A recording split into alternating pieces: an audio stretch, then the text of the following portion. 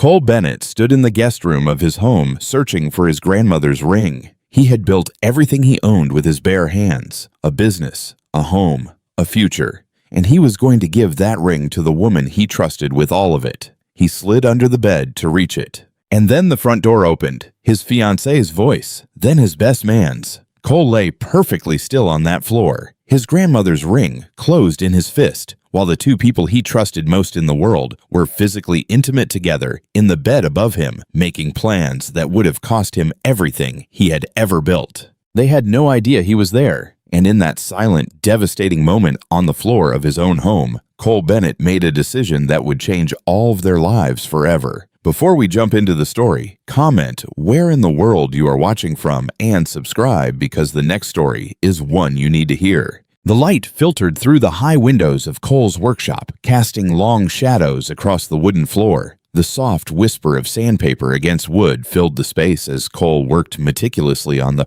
final panel of an elegant credenza. His movements were precise, measured, each stroke deliberate as he followed the grain of the wood beneath his hands. This piece was special. Commissioned by the Riverside Hotel Group for their new Atlanta location, Cole smiled slightly as he ran his palm over the surface, feeling for imperfections that most people would never notice. But he would know they were there, and that was not how he built things. The workshop smelled of fresh sawdust and varnish, scents that had become as familiar to him as his own home. Looking around at the space now filled with professional equipment and completed pieces waiting for delivery, he could not help but remember the cramped garage where it all started. Just him, basic tools, and a determination that Aunt Gloria had helped plant in him since he was a boy. He paused in his sanding, eyes drifting to the small framed photo on his workbench. His mother's smile looked back at him, frozen in time. She had been gone for years now, but Aunt Gloria had stepped in without hesitation, raising him in their modest Atlanta neighborhood with a mix of tough love and unwavering support. "You have good hands and a steady mind," she used to tell him. "That is all you need to build something real." Cole applied another round of fine grit sandpaper to the credenza's surface. He had built this business the same way he built his furniture, carefully, piece by piece, making sure each element was solid before adding the next. From refinishing old furniture in that garage, to landing his first small commissions, to now having full-time employees and this dedicated workshop space, the hotel contract was his biggest yet. A turning point that felt perfectly timed with his wedding. Thoughts of the wedding brought a warm smile to his face as he thought of Elena. 2 years together, and she still surprised him with her quick mind and ambitious spirit. Where he was quiet, she was vivacious. Where he sometimes hesitated in social situations, she moved through rooms with natural grace. They balanced each other perfectly. He checked the time, but the promise to meet Tyler at the venue lingered in his mind for one final walkthrough. Setting aside his tools, Cole began his meticulous cleanup routine. Each tool returned to its proper place, each surface wiped down, the floor swept clean.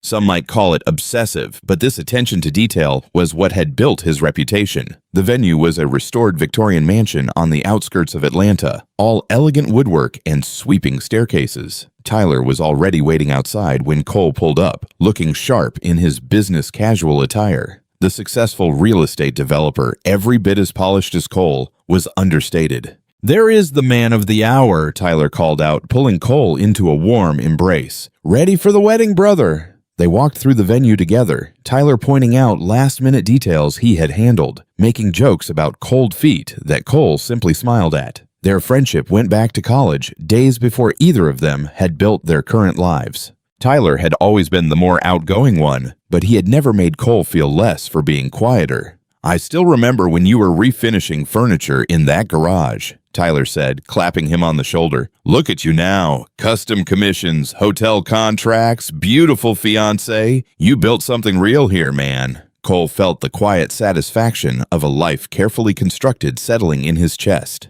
Everything was falling into place exactly as it should. By the time he pulled into his driveway that evening, the sky had deepened to purple. The house was quiet, warm lights glowing in a few windows. Elena was already inside. They had agreed to follow tradition with him sleeping in the guest room. The thought made him smile. There was something sweet about these small rituals. He moved quietly through the house, his grandmother's ring box secure in his jacket pocket. The guest room was prepared and waiting, just like everything else. Cole slipped inside, ready for his last night as a single man, carrying the legacy of his family's love in that small velvet box. Cole set the velvet ring box on the nightstand and shrugged off his jacket. As he draped it over a chair, something felt wrong. He picked up the box again, opened it, and his heart stopped. The ring was gone. His grandmother's ring, the one she had worn for decades of marriage, the one he had carefully resized for Elena. Panic rose in his throat as he dropped to his knees, scanning the carpet.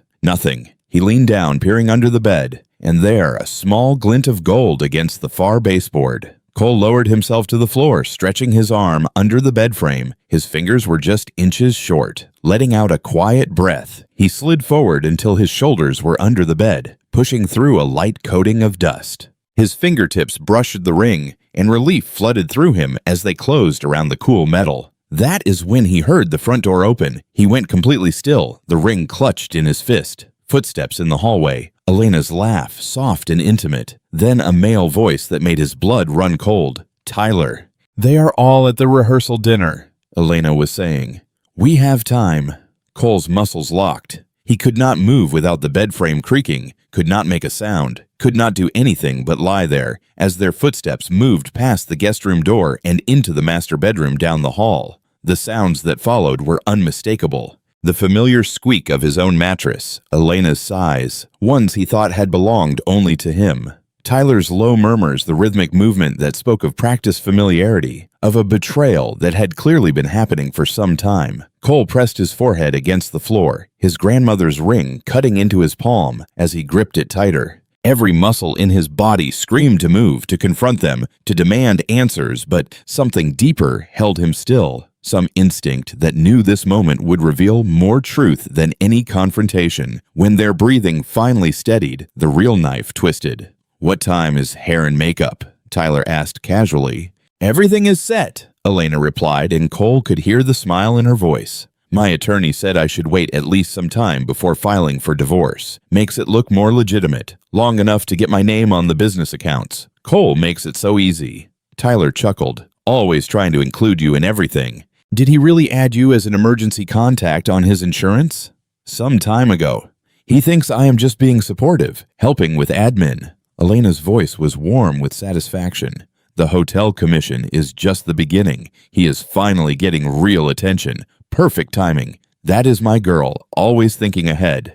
The bed creaked as Tyler shifted. "Remember when we tried this years ago, before I had any real money? We have both come a long way," Elena said. "Cole is sweet, but he is simple, trusting, the kind of man who builds things with his hands and thinks everyone else is just as honest as he is." Their laughter felt like acid in Cole's ears. He remained perfectly still, memorizing every word, every inflection, every casual cruelty in their confidence. Eventually, Tyler got dressed. Footsteps moved back down the hall. The front door opened and closed. Water ran in the master bathroom. Then the bedroom door shut for the night. Cole counted the minutes in his head, measuring time by his own controlled breathing. Only then did he slide out from under the bed, moving with careful precision. He stood brushing dust from his clothes with mechanical attention to detail. His reflection in the guest room mirror was just a shadow, but he could see his own outline, straight-backed, composed. He sat on the edge of the bed, finally opening his fist.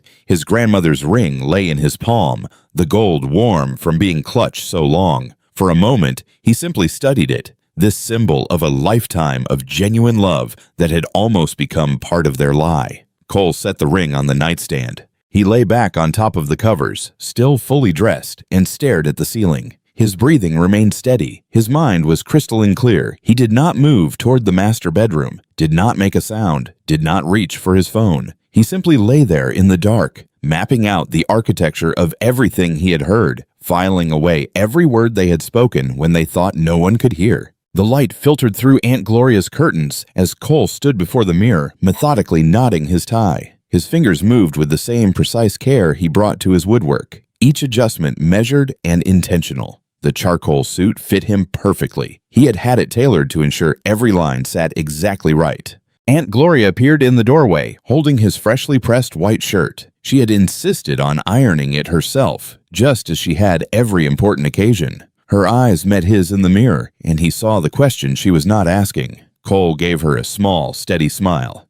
"Thank you," he said, taking the shirt. His voice was warm and clear, betraying nothing of what he had learned in the dark hours. She watched him dress with the particular attention of a woman who had raised him from boyhood, noting the careful way he buttoned his cuffs, smoothed his collar, adjusted his pocket square. To anyone else, he looked like any groom on his wedding morning, but Aunt Gloria saw the steel beneath his composure, the focused quiet that reminded her of the boy who had learned to carry grief without breaking. The drive to the venue was peaceful. Cole sat in the passenger seat, watching Atlanta scroll past his window. The day was bright and cool, perfect weather for an outdoor ceremony. Aunt Gloria drove in silence, one hand occasionally reaching over to pat his knee. She did not need to speak. She had always understood him best in the quiet moments. At the venue, everything moved with practiced precision. The coordinator guided Cole through the schedule. Groomsmen arrived in waves, adjusting boutonnieres and sharing flask sips behind the garden pavilion.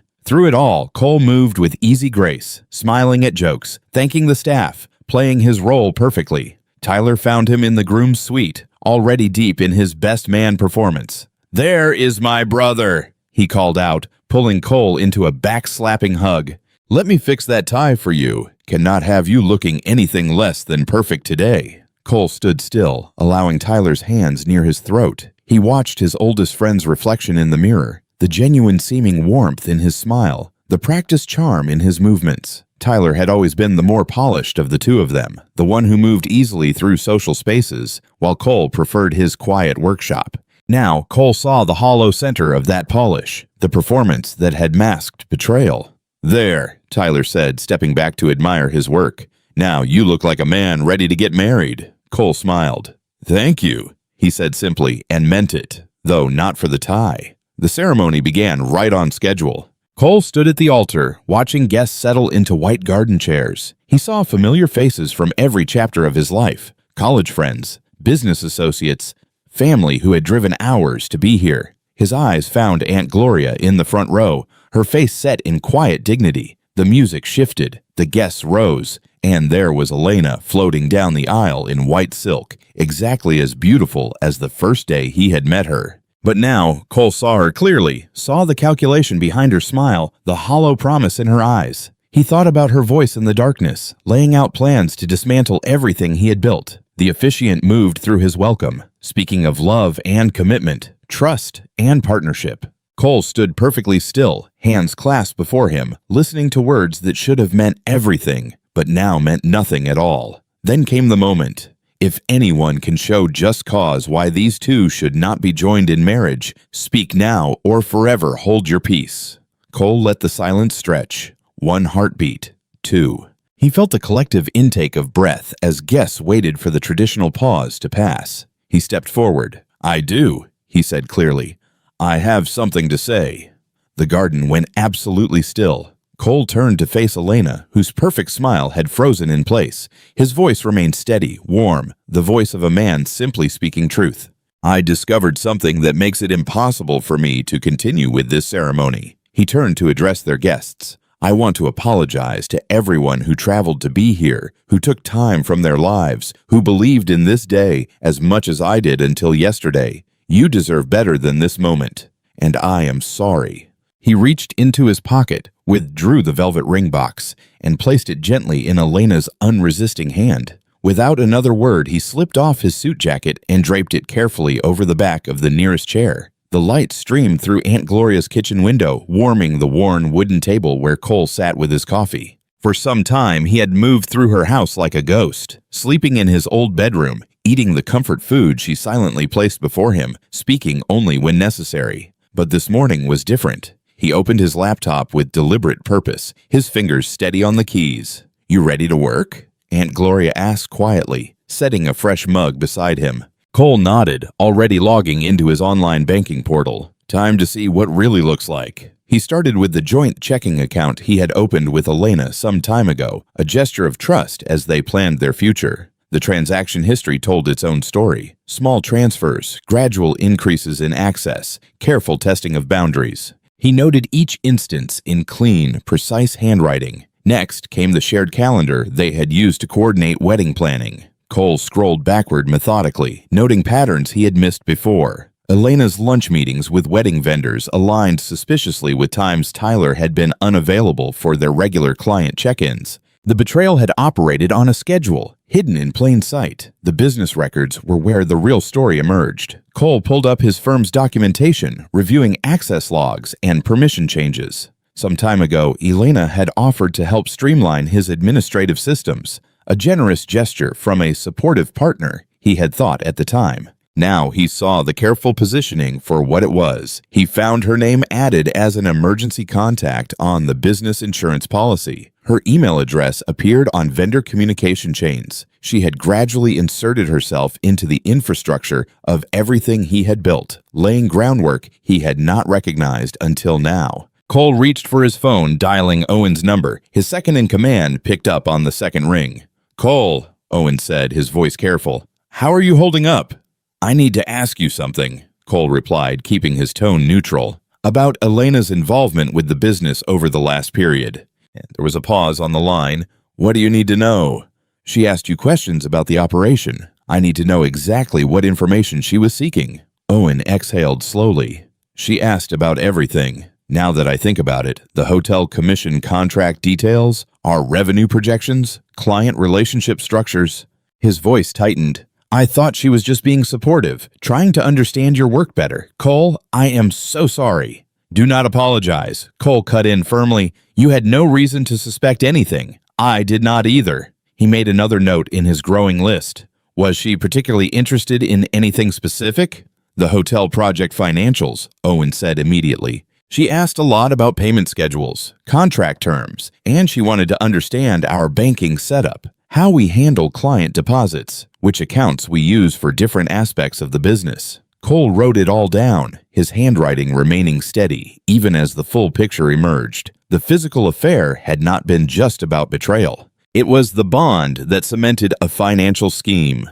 Elena had planned to marry him, gain legal access to marital assets, and then extract maximum value through a carefully timed divorce. The hotel commission would have been the perfect timing, their largest contract to date with significant upfront payments and ongoing installments. A divorce filed at the right moment would have given her legal claim to portions of those funds as marital assets. He opened another browser tab, pulling up their wedding planning expenses. Large deposits to vendors, all paid from his accounts. Elena had insisted on handling the arrangements, but had contributed minimally to the costs. Another piece of the pattern. She had been protecting her own resources while positioning herself to access his. Cole worked methodically through the morning, documenting everything: bank statements, calendar screenshots, business access logs, email chains. He organized the information with the same precision he brought to his furniture designs, building a foundation of evidence that could support whatever structure needed to be built on top of it. Aunt Gloria moved quietly around the kitchen, refreshing his coffee, occasionally reading over his shoulder as the list grew. She said nothing about the mounting evidence of calculation and betrayal. She simply set her hand on his shoulder when she saw Elena's name appear yet again in his business insurance document. Cole opened a fresh notebook, turned to the first clean page, and began creating organized columns. Dates in one, names in another, access points, account numbers, dollar amounts. The architecture of careful positioning laid out in black and white. The next morning dawned clear and crisp. Cole sat at Aunt Gloria's kitchen table, cell phone in hand, and dialed Rebecca's office number. Her secretary answered, and within moments Cole had secured an appointment. "I need to protect what I have built," he told Rebecca when he walked into her office, notebook and folder thick with documentation in hand. Rebecca, a sharp-featured woman in her 50s, gestured to the chair across from her desk. She had handled his business incorporation some time ago, impressed by his methodical approach to building his company. Now she watched him carefully as he laid out the evidence he had gathered. "Show me everything," she said simply. Cole opened his notebook and began walking her through it all. The gradual insertion of Elena into his business operations, the emergency contact designations, the access to financial information, the careful positioning that had seemed innocent at the time, but now revealed its true purpose. Rebecca's expression remained neutral as she examined bank statements, calendar records, and business documentation. She made notes of her own, occasionally asking clarifying questions in her precise way. "The pattern is clear," she said finally, setting down the last page. This was a structured attempt to create access points that could be leveraged later. We need to close every single one. She pulled out a legal pad and began listing actions. Removing Elena from all business insurance policies, revoking any informal access she had to scheduling or vendor communications, documenting every instance where she had sought information about contracts or financials. I will draft formal notices regarding her removal from any business-related documentation, Rebecca continued. We will need to notify certain vendors and partners that she no longer has any authority to act on behalf of the company. I will also prepare a statement of facts regarding her attempted positioning within the business structure. This may be relevant if there are any future legal challenges. Cole nodded, watching as she worked. The light slanted through her office windows as they methodically dismantled every point of access Elena had created. Later that evening, Cole was helping Aunt Gloria with dinner dishes when headlights swept across the kitchen windows. A car had pulled into the driveway. "It is Rachel," Aunt Gloria said, peering through the curtains. "Elena's maid of honor." Cole dried his hands slowly. "I will talk to her outside." The night air was cooling as Cole stepped onto the front porch. Rachel stood by her car, wringing her hands. Her eyes were red-rimmed, her usual polish cracked. He walked down to the driveway, stopping a few feet from her. "How long did you know?" The direct question broke something in her. Tears spilled down her cheeks. "Sometime," she whispered. "I found out by accident. I went to Elena's place to drop off wedding samples, and Tyler was there. They did not hear me come in. I saw them together." Cole stayed perfectly still, his voice level. "And you said nothing?" "She made me promise," Rachel choked out. "She said it did not mean anything, that it would end before the wedding. She talked about how much was at stake, how many people were invested in the wedding happening. She knew exactly how to pressure me into keeping quiet." She wiped her eyes, then seemed to make a decision. "But there is something else you need to know. About Tyler and Elena. They knew each other before. Years ago, before either of you had any real success. She ended it with him then because he could not give her the life she wanted." Cole's eyes narrowed slightly. "When did they reconnect?" "When both your careers started taking off. She saw that Tyler's real estate business was growing, and your furniture company was getting serious attention. She reached out to him deliberately." Rachel's voice shook. "They chose you, Cole, because you were trusting, because you were generous with access and information. They thought that made you manageable." The word hung in the cool night air between them. Cole absorbed it, adding it to his mental architecture of understanding. "Thank you for telling me the truth," he said quietly. "You are not part of what happens next. Go home, Rachel." She nodded, relief and shame mingling on her face, and got back in her car. Cole watched her taillights disappear down the street before walking back inside. In the warm light of Aunt Gloria's kitchen, he opened his notebook to a fresh page. He wrote down everything Rachel had revealed: the prior relationship, the deliberate reconnection, the calculated targeting, new pages of contacts that helped complete the picture of what had been done to him and why. The next morning, Cole arrived early at his workshop, finding Owen already there reviewing supplier invoices. The familiar smell of sawdust and varnish filled the air as Cole pulled up a stool beside his second-in-command. "I need you to look into something for me," Cole said quietly. "Through our industry contacts, what is the current state of Tyler Morrow's real estate operations?" Owen set down his papers, studying Cole's face. "I can make some calls. The design community talks, especially about developers." "Be discreet," Cole added. "Just gather what is out there." As Owen worked his network throughout the morning, Cole focused on finishing the hotel commission pieces. His hands moved steadily over the wood, each stroke of sandpaper deliberate and precise. By early afternoon, Owen returned with a stack of notes and a concerned expression. "It is not good," Owen said, closing the workshop door. "Tyler has 3 major development deals in progress, all interconnected. The Westside Commercial Complex, the mixed-use project downtown, and that retail space near the airport. But here is the thing. They are all floatings on a bridge loan from Meridian Investment Group." Cole looked up from his workbench. "How much?" "Significant." Owen shuffled through his notes. "The Westside property is particularly interesting. It is adjacent to that hotel expansion project your clients were considering." Cole's hand stilled on the wood. "The same hotel group I introduced him to some time ago." "Exactly. He used your connection to get meetings with their development team, pitched himself as your trusted associate." Owen shook his head. From what I hear, he is betting everything on these deals closing before the bridge loan comes due. If any one of them falls through, they all fall. Cole finished. He wiped his hand slowly on his work cloth, thinking, who is the project manager at the hotel group now? Still Aubrey Mitchell. He thinks highly of you after that custom furniture commission. Cole nodded, reaching for his phone. He had Aubrey's direct number from their previous work together. The call connected after 2 rings.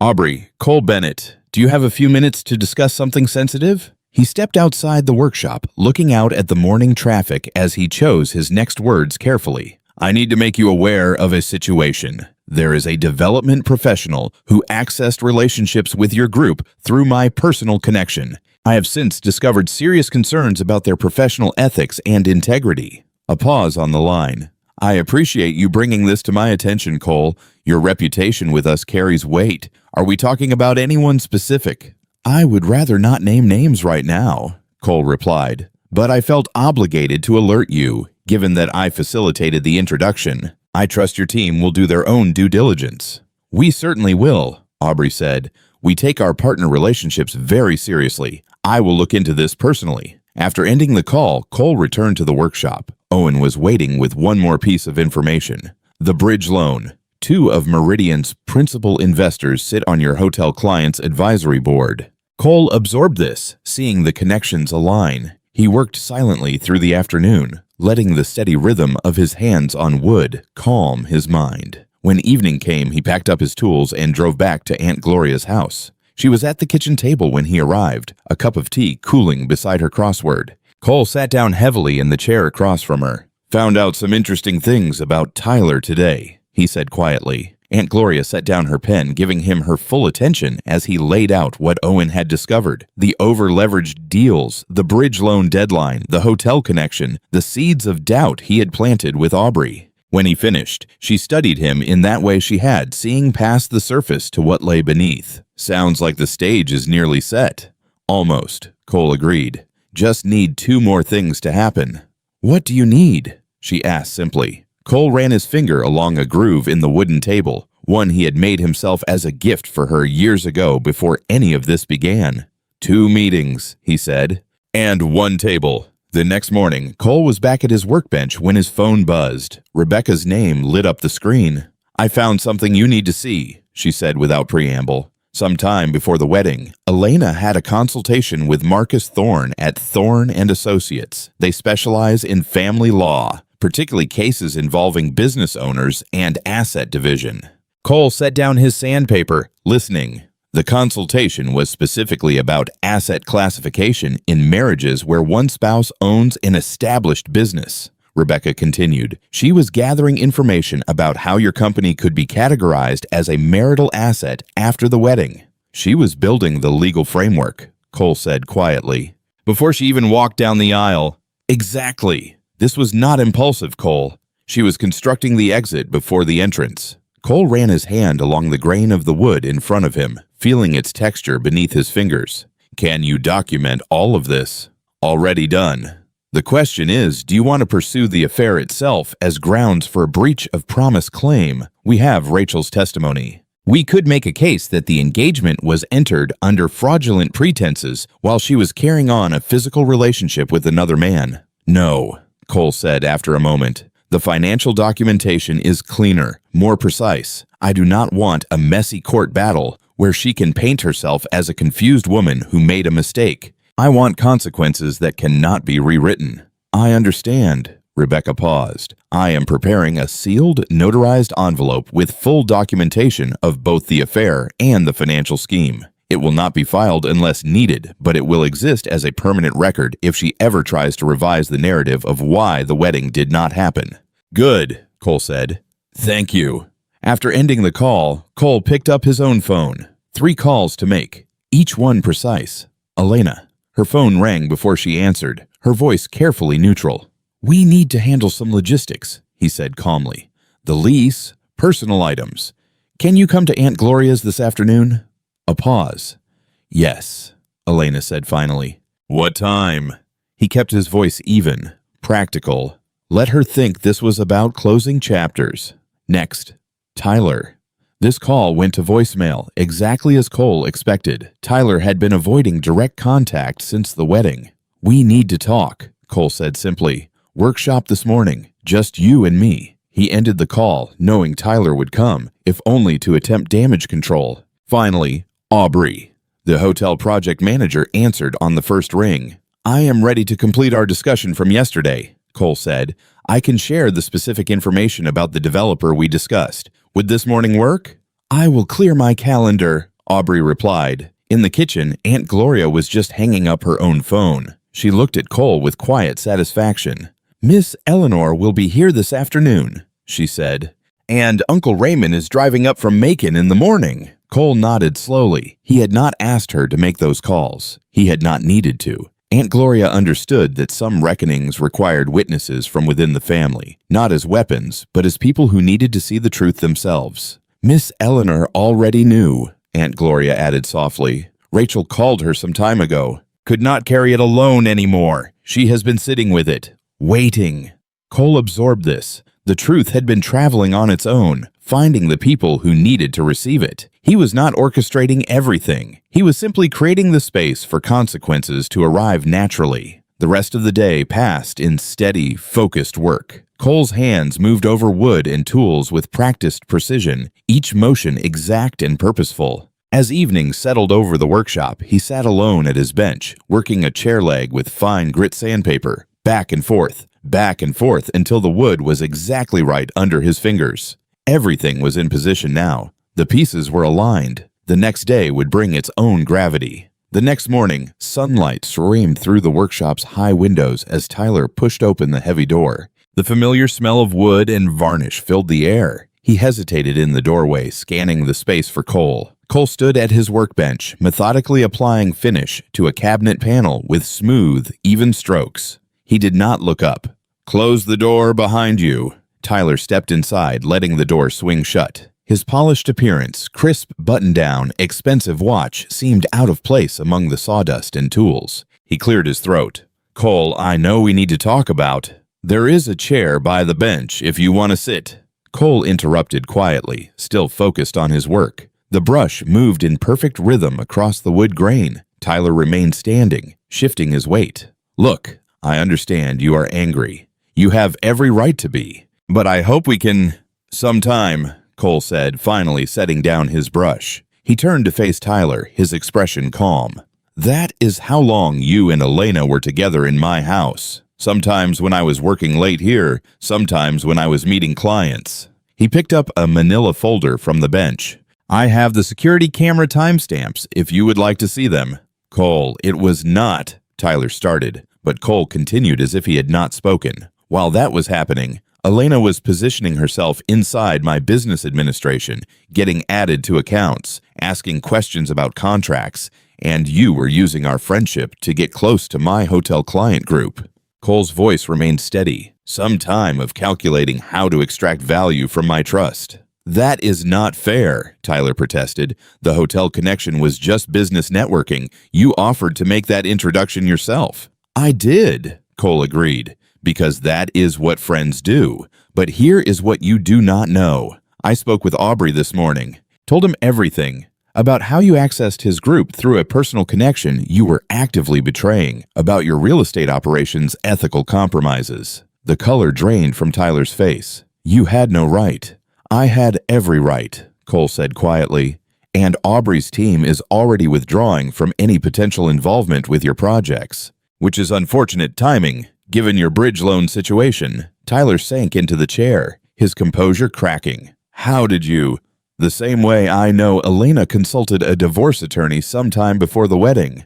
I pay attention." Cole opened the folder. "This contains documentation for a civil suit. Intentional interference with business relationship. Breach of our informal referral partnership. Evidence of how you leveraged our connection to access my client network while engaging in personal conduct that compromised my business interests." "Cole, please." Tyler's voice shook slightly. "We can work this out. I know I betrayed your trust, but—" "You can sign this statement that Rebecca prepared," Cole continued calmly, placing a document on the bench. It acknowledges what you did and commits you to permanently ending all contact with me, my clients, and my professional network. Sign it. And the civil suit stays in this folder. Tyler stared at the paper, then at Cole. The workshop's silence felt heavy. You really had all of this ready? I build things carefully, Cole said. Always have. You just never paid attention to how I do it. With trembling fingers, Tyler picked up the pen Cole offered. His signature was shaky but legible. Cole collected the signed document and walked to the door. He pulled it open, light spilling across the threshold. We are done. Tyler stood slowly. Straightening his expensive shirt, he opened his mouth as if to speak, then closed it. The man who had always had smooth words for every situation finally had none left. He walked out without looking back. Cole closed the door with a solid click. He returned to his workbench, picked up his brush, and resumed applying finish to the cabinet panel. His strokes were as steady as they had been before, precise, measured, exact. The light continued to pour through the high windows, catching the fresh varnish as it dried to a perfect shine. The workshop was quiet except for the soft sound of the brush moving across wood, back and forth, in the practiced rhythm of a man who knew exactly what he was building. The afternoon sun cast long shadows across Aunt Gloria's front porch as Elena climbed the familiar steps. Her heels clicked against the wooden boards, the same sound they had made countless times before when she had visited as Cole's fiancée. She adjusted her designer blazer, mentally rehearsing the reasonable, measured approach she had planned for discussing the lease and dividing their shared belongings. The door opened before she could knock. Cole stood in the entryway, his expression unreadable. Beyond him, Elena could see Aunt Gloria seated in her usual chair, but as she stepped inside, her carefully prepared composure cracked. At Gloria's kitchen table sat Miss Eleanor, her own grandmother, and Uncle Raymond, both looking at her with the steady, disappointed gazes of elders who had driven from Macon to witness accountability. What is this? Elena's voice wavered slightly. She remained frozen just inside the doorway, her designer purse clutched tight against her side. Please sit down, Cole said quietly, gesturing to the empty chair across from Miss Eleanor. The afternoon light through the kitchen windows caught the silver threads in her grandmother's hair, making them shine like steel.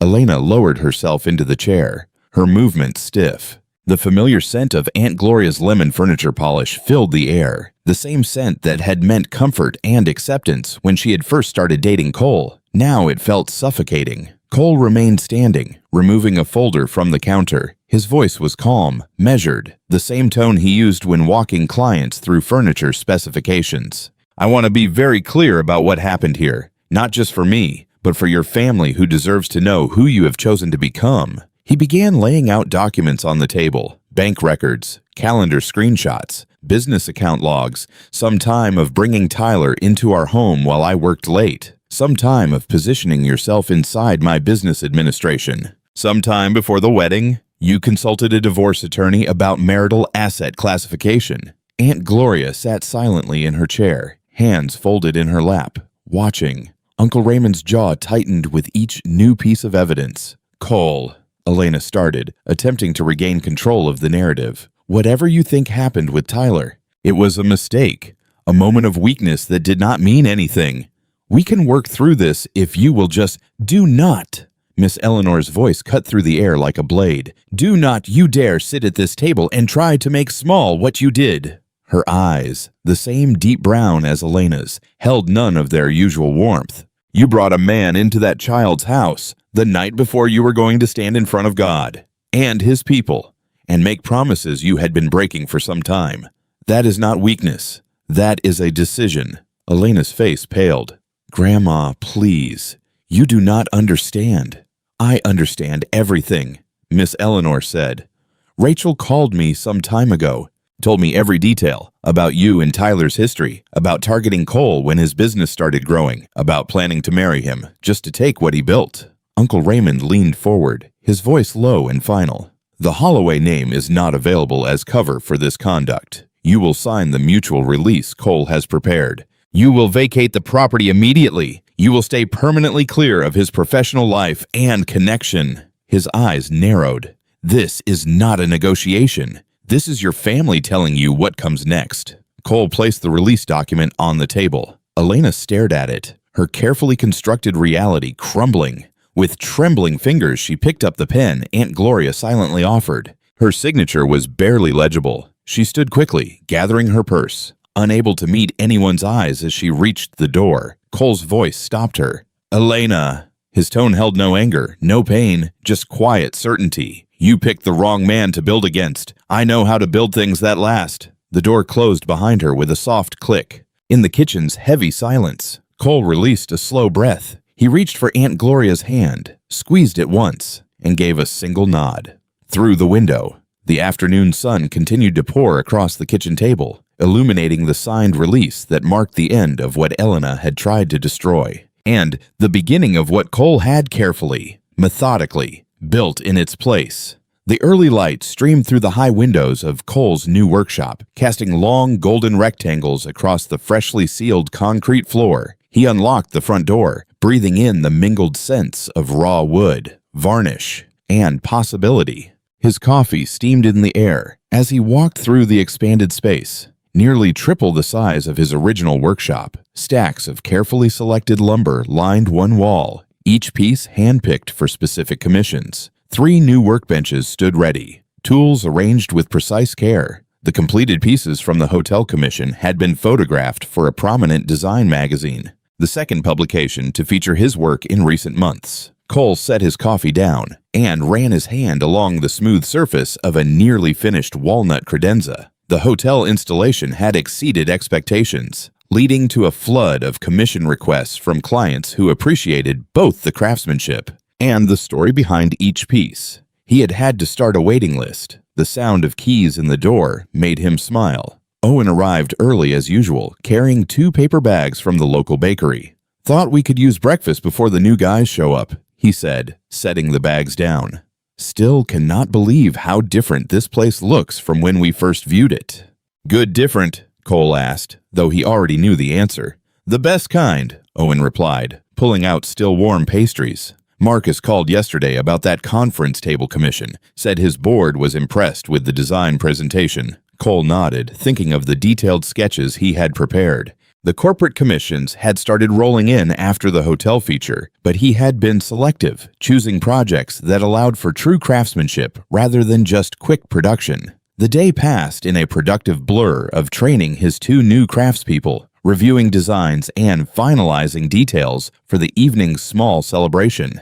As the sun began to set, the workshop transformed. Simple tables were arranged in an L shape, covered with white cloths, and Aunt Gloria arrived early to supervise the catering setup, arranging everything with her usual quiet efficiency. The dinner guests began arriving. Owen and his wife, the new craftspeople and their families, a few key clients who had become friends. Aunt Gloria sat at the head of the table, elegant in deep purple, presiding over the gathering like the queen she was. Midway through the meal, Owen stood and cleared his throat. "I would like to propose a toast," he said, raising his glass. "To Cole, who taught me that the strongest things are built slowly, with patience and precision, who showed us all that integrity is not just a word, it is a practice. To the new workshop, and to many more years of building beautiful things that last." Cole laughed genuinely, for the first time in some time, the sound carrying through the workshop. The space felt alive with possibility and honest work. While the celebration continued, Cole's mind briefly turned to those who were not there. Through his professional network, he had heard that Tyler's bridge loan had collapsed after Aubrey's quiet words reached the right ears. The investor group had withdrawn support, triggering a cascade of problems. Last he had heard, Tyler was trying to rebuild in a smaller market several states away, his reputation and network in tatters. Elena's story had unfolded differently, not through dramatic collapse, but through quiet, closing doors. Her professional world had proved smaller than she had calculated, more connected to Cole's client circles than she had considered. Opportunities simply stopped appearing. Introductions were not made. Rachel, sharing many of the same social and professional spaces, could not maintain their friendship under the weight of what she knew. Miss Eleanor still called Elena on her birthday and holidays. She was not the type to abandon family entirely, but the warmth carried new conditions, evident in every careful pause. Cole had heard through Aunt Gloria that Elena thought of him sometimes, not with longing or desire, but with the specific regret of someone who had held something valuable with careless hands and watched it walk away whole. After the last guests left, Cole stood alone in the workshop's quiet. He moved to a massive dining table near completion, commissioned by a young family who wanted an heirloom piece their children's children would gather around. His fingers traced the grain of the wood, feeling the subtle variations that made each piece unique. A small smile crossed his face as he picked up his favorite smoothing plane. The weight felt right in his hands. Natural. True. Some men built beautiful things, he thought, but the best ones knew when to stop building for the wrong people and start building for themselves. I hope you enjoyed that one. Be sure to like the video and subscribe so you do not miss the next story. I have picked out 2 more for you that I think you will really like.